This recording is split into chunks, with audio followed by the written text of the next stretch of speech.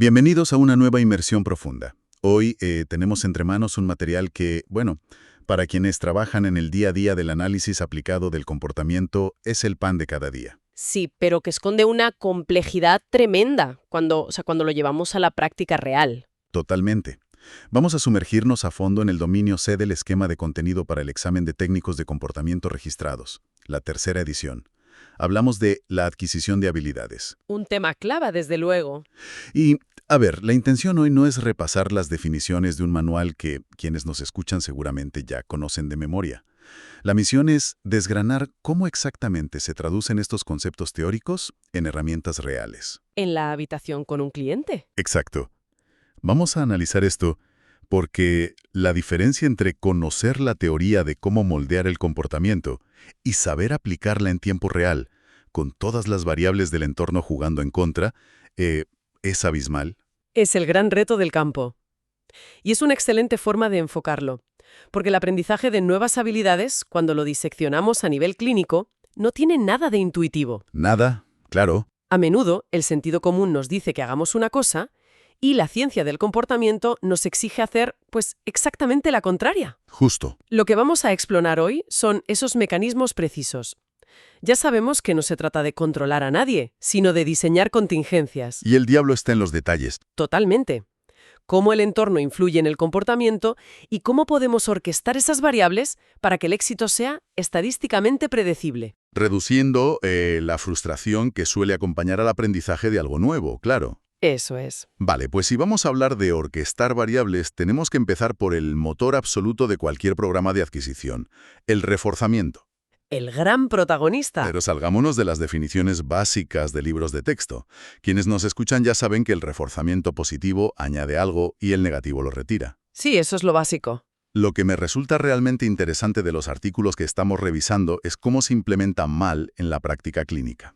Muchísimo. Sabemos que el reforzamiento negativo es increíblemente efectivo, pero a menudo se aplica de forma desastrosa, confundiendo escape con evitación o, peor aún, reforzando sin querer conductas problemáticas. Claro. ¿Dónde ves que los técnicos fallan más al aplicar esto en la vida real? Pues, a ver, el fallo más común con el reforzamiento negativo es precisamente la inconsistencia en el momento de la retirada de la demanda. O sea, el timing. Exacto, el timing.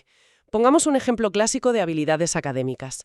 Tienes a un estudiante frente a una tarea de matemáticas que le resulta muy aversiva. Típico. El objetivo del técnico es enseñarle a pedir un descanso usando el lenguaje en lugar de, no sé, romper el papel. Lógico. Si el estudiante empieza a frustrarse, levanta la voz y rompe la hoja y en ese momento el técnico retira la tarea para calmar la situación, Error. acaba de reforzar negativamente la conducta de romper el papel.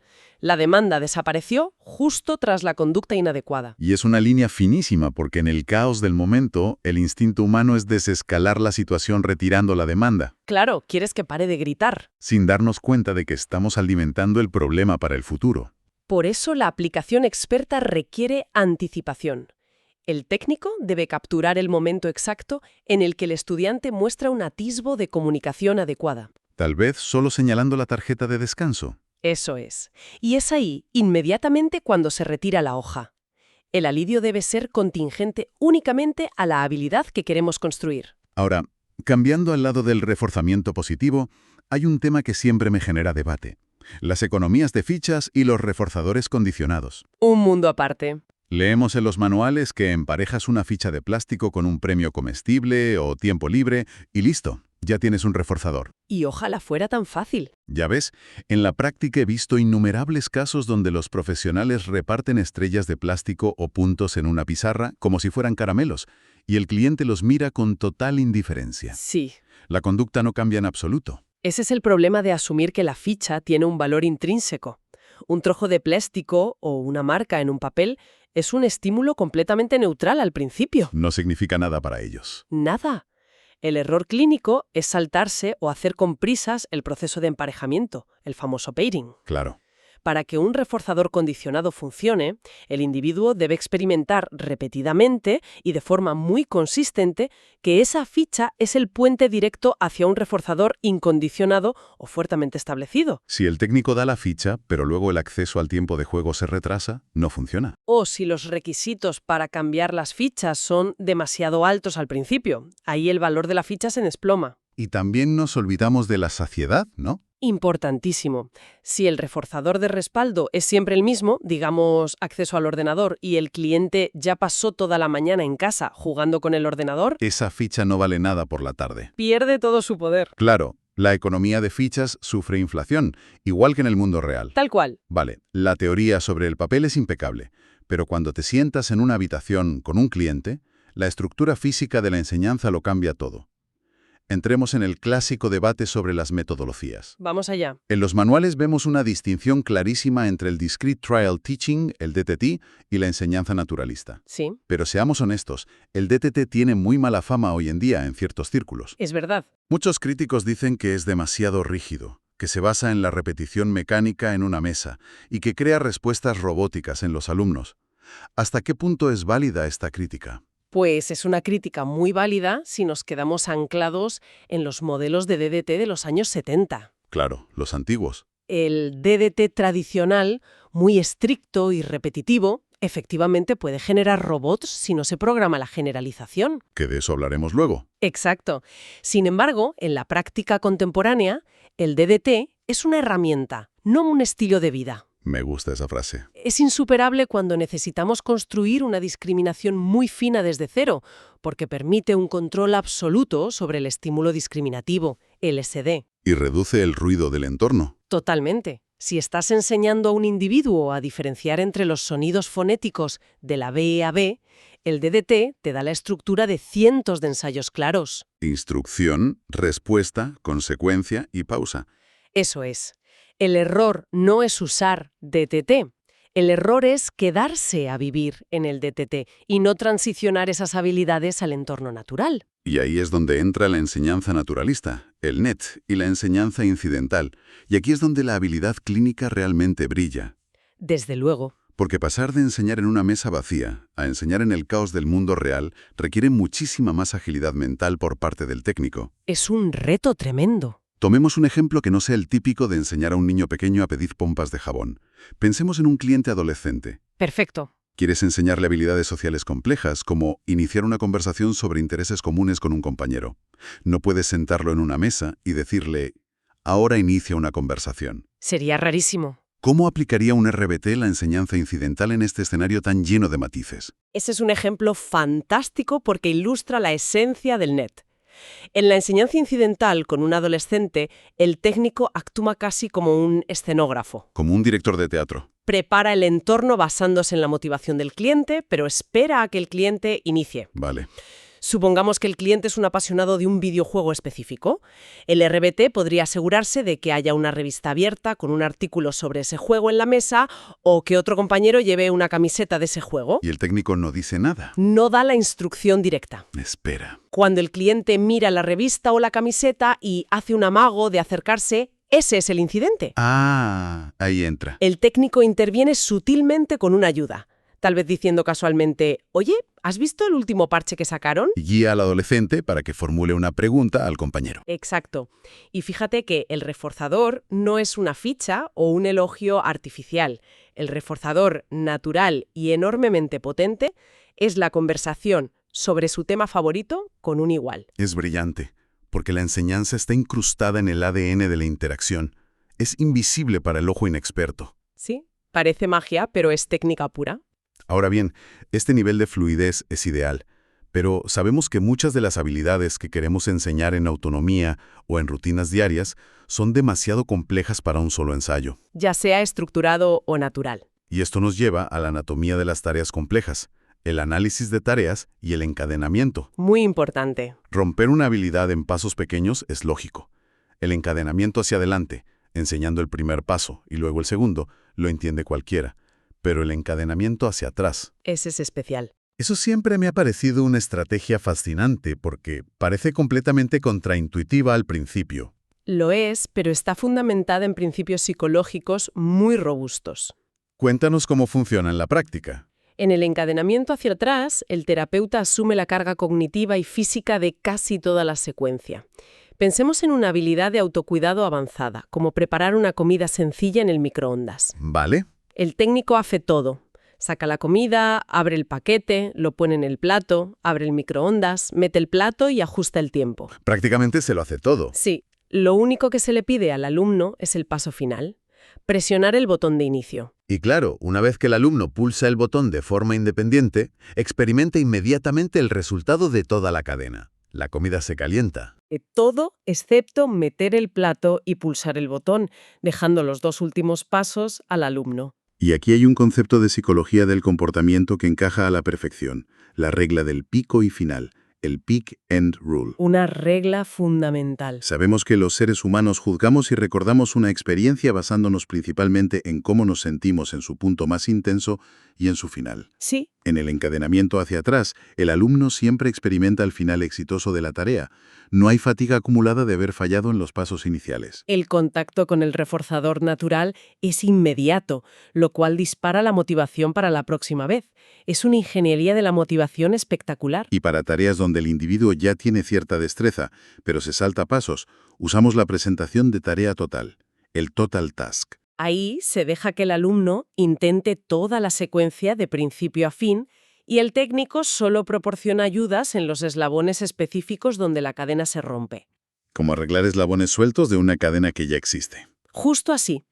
Pero dentro de todas estas cadenas y secuencias surge otro desafío clínico monumental que mencionan los documentos: la discriminación. Hablemos de eso, porque la discriminación visual en un escritorio es sencilla. Un SD es la foto de un perro, el S-delta es la foto de un gato. Toca el perro y te refuerzan. Fácil. Pero la discriminación social, o la discriminación de estímulos en el entorno natural, es un campo minado. Totalmente. Saber cuándo aplicar una habilidad es tan importante como tener la habilidad misma. Es que la discriminación compleja es lo que nos permite navegar por la sociedad. Pensemos en la habilidad de contar un chiste o hacer un comentario sarcástico. Muy buen ejemplo. La habilidad en sí misma, la respuesta verbal, puede estar perfectamente adquirida, pero el estímulo discriminativo para contar un chiste en una fiesta con amigos es radicalmente diferente al S-delta que representa estar en medio de una reunión formal de trabajo o, no sé, en un funeral. Es leer la habitación. Exacto. Si el técnico solo enseña la respuesta verbal y no dedica un tiempo sustancial a enseñar a leer la habitación, identificando las señales sutiles que indican si el refuerzo está disponible, ¿O si habrá un castigo social? pues el programa está incompleto y expone al cliente al fracaso social. Y para evitar ese fracaso durante la fase de enseñanza, el técnico tiene que utilizar ayudas, los famosos prompts. Sí, las ayudas. Lo que nos introduce de lleno en uno de los miedos más arraigados en este campo y en la educación en general, la dependencia de las ayudas. Un miedo muy común. Y es un miedo completamente justificado si los procedimientos de desvanecimiento, el fading, no se aplican con rigor sistemático. Claro, el andamio se tiene que quitar. Las ayudas, ya sean de respuesta, como una guía física, o de estímulo, como resaltar visualmente la respuesta correcta, son esenciales para evitar la frustración continua. Pero deben verse como un andamio temporal que tiene fecha de caducidad desde el primer segundo en que se instala. Esa es la clave. Y aquí hay dos escuelas de pensamiento principales en su aplicación: el aprendizaje sin errores y la estrategia de menor a mayor intensidad. Relacionemos esto con algo que todos los adultos que nos escuchan experimentan a diario. Pensemos en las aplicaciones de navegación GPS en el móvil. Un ejemplo perfecto. El GPS es la ayuda perfecta. Nos da un prompt auditivo y visual justo antes de que tengamos que girar. Garantiza un aprendizaje sin errores. Llegamos a nuestro destino sin perdernos. Sin fallar nunca. Pero, ¿qué pasa si hacemos esa misma ruta con el GPS encendido durante 6 meses? Que el día que nos quedamos sin batería, no tenemos ni idea de cómo llegar. Nos perdemos. Eso es dependencia de la ayuda pura y dura. Nos hemos vuelto dependientes del prompt del GPS porque la aplicación nunca ejecutó un plan de desvanecimiento. Esa es una analogía brillante. Si el GPS fuera un buen técnico de comportamiento, usando aprendizaje sin errores, las primeras semanas te daría indicaciones visuales y auditivas a 1 kilómetro, a 500 metros y en el giro mismo. Y luego empezaría a quitar ayudas. Exacto. A la tercera semana quitaría el audio y solo dejaría la pantalla. A la cuarta semana La pantalla solo se encendería si te acercas demasiado a una salida incorrecta. Eso es el desvanecimiento sistemático. En la práctica clínica, retrasar la ayuda o disminuir su intensidad es una forma de arte basada en datos empíricos. ¿Y en la estrategia de menor a mayor intensidad? En la estrategia List to Mons, el técnico da la oportunidad de responder de forma independiente y solo si hay duda, introduce una pista verbal sutil, subiendo a un modelo visual o a una guía física únicamente si es estrictamente necesario. Requiere que el técnico esté hiperatento a las microseñales del cliente. Y tanto. Ese nivel de atención es lo que marca la diferencia en las diferentes fases del ciclo de vida del aprendizaje: adquisición, mantenimiento y generalización. Las 3 fases clave. Es vital saber en qué punto de ese ciclo está una habilidad, porque la forma de actuar del educador cambia de la noche al día. Por completo. En la adquisición, estamos construyendo la ruta. Alta densidad de refuerzo, muchos prompts, recolección de datos exhaustiva. Sí. Pero lo que me llama la atención es lo que ocurre en el mantenimiento. He visto muchos programas donde las habilidades recién adquiridas simplemente mueren y desaparecen tras un par de meses. ¿Por qué fracasan tanto las habilidades en la fase de mantenimiento? Pues fracasan porque se asume erróneamente que una vez alcanzado el criterio de maestría, el trabajo ya está hecho. Que ya no hay que hacer nada. Exacto. En el mantenimiento, el refuerzo debe pasar de un programa continuo, artificial y predecible, a un programa intermitente y natural. Si enseñamos a un cliente a organizar su mochila escolar con refuerzo continuo y de repente, al llegar a mantenimiento, eliminamos todo el contacto con el refuerzo sin haber adelgazado el programa gradualmente, La conducta entrará en extinción. El técnico debe realizar sondeos esporádicos, verificando la habilidad cada cierto tiempo y asegurándose de que las consecuencias naturales del entorno son suficientes para mantener la conducta viva. lo cual nos lanza directamente a la última fase, la generalización, que para mí no es solo el paso final, es toda la razón de ser del análisis aplicado del comportamiento. El objetivo final. Existe una falacia en la educación tradicional conocida como entrenar y esperar, el train and hope. Ojalá funcionara. Enseñas algo en un entorno controlado y cruzas los dedos esperando que la persona lo use en la vida real. He visto casos dolorosos donde un chaval puede pedir ayuda con una sintaxis perfecta en la clínica frente a su terapeuta en un ambiente silencioso. Sí, pasa mucho. Pero llega al instituto con ruido de fondo, pasillos llenos, profesores diferentes y estrés acumulado, y se colapsa sin poder emitir una palabra. Y ese colapso no es culpa del cliente, es un fracaso de programación clínica. La generalización no ocurre por arte de magia, hay que programarla desde el día 1. Desde el principio. Si el objetivo es pedir ayuda, el RBT debe asegurarse de practicar esa habilidad usando múltiples ejemplares. Se enseña con diferentes terapeutas, en diferentes habitaciones. Luego se introduce ruido de fondo deliberadamente. Luego se practica cuando el cliente está ligeramente fatigado, no solo cuando está fresco. Se entrena a los padres y hermanos para que respondan a las peticiones en casa.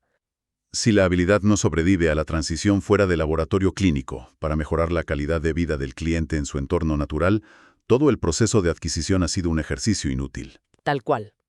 Es sacar la habilidad del tubo de ensayo y tirarla al barro del mundo real. Y para coordinar todo este esfuerzo monumental, desde la adquisición hasta la generalización, las fuentes que estamos manejando subrayan repetidamente un pilar fundamental: la integridad del tratamiento. Fundamental. Y esto no es solo un concepto burocrático, ¿verdad? En absoluto. La integridad del tratamiento es el adhesivo que mantiene unida toda esta ciencia. Significa implementar el plan diseñado por el supervisor exactamente como está escrito. O sea, no improvisar. Exacto. Si el plan estipula un programa de reforzamiento intermitente específico y el técnico decide reforzar cada vez porque el cliente está teniendo un mal día, Los datos que se recogen ya no reflejan la intervención planificada. se está midiendo una variación defectuosa. La integridad asegura que si una intervención falla, los analistas saben que falló el diseño, no la ejecución, lo que permite hacer ajustes precisos. Y por supuesto, esto va de la mano con el respeto absoluto por el asentimiento continuo del cliente. Siempre. Los procedimientos técnicos deben estar siempre subordinados al confort y la dignidad de la persona con la que trabajamos. Nunca se deben usar derechos básicos como agua, comida o el baño como fichas de cambio, claro. Es la base que permite que esta ciencia sea efectiva. Totalmente de acuerdo. Tras analizar cómo estos procedimientos de moldeamiento, encadenamiento y desvanecimiento de ayudas construyen paso a paso repertorios de comportamiento complejos desde cero, quiero dejar a quienes nos escuchan con un pensamiento para reflexionar a lo largo de la semana. A ver qué nos propones hoy. Hemos hablado de esto desde una perspectiva clínica, analizando cómo enseñar a otros. Pero pensemos por un momento en nosotros mismos, en nuestras propias vidas como adultos independientes. Interesante. Consideremos nuestros hábitos más arraigados. Desde esa necesidad compulsiva de comprobar las notificaciones del teléfono móvil cada vez que experimentamos un segundo de aburrimiento, hasta las coreografías exactas de cómo reaccionamos, qué tono de voz usamos y qué palabras elegimos durante una discusión con nuestra pareja. Muy cierto. Si miramos bajo la superficie, ¿cuántos de esos patrones de los que nos creemos autores conscientes no son más que complejas cadenas de comportamiento, moldeadas hace años sin darnos cuenta, Impulsadas por estímulos discriminativos sutiles. y mantenidas con puño de hierro por reforzadores intermitentes que jamás nos hemos detenido a cuestionar? Es un análisis fascinante sobre cómo el entorno diseña nuestra propia cotidianidad sin que nos demos cuenta. Exactamente. Creemos que tomamos decisiones aisladas, pero a menudo solo estamos respondiendo al historial de reforzamiento que llevamos a nuestras espaldas, buscando nuestros propios reforzadores condicionados invisibles en el entorno. Da mucho en lo que pensar, la verdad. Ha sido un recorrido intenso y revelador por la sala de máquinas del aprendizaje. Muchas gracias por acompañarnos en esta inmersión profunda. Nos vemos en la próxima. Hasta pronto.